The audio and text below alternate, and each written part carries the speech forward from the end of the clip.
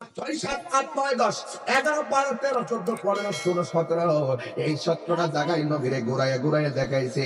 আমার নবী জীবনেও পাথরের আঘাত খাইয়া এত বড় কান্না করে নাই, দুনিয়ার জমিনে এমন ভাবে কাঁদে নাই।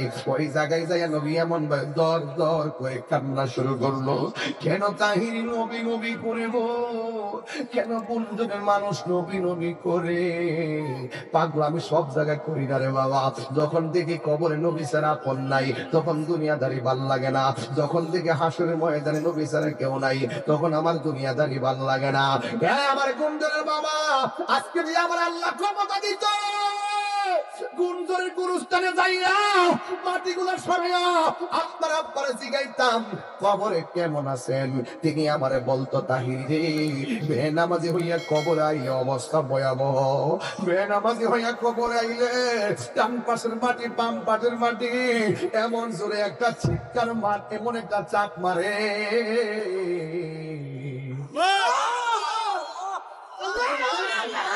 এমন একটা চাপ মারে, ডান পাশের হাতটি গেলো,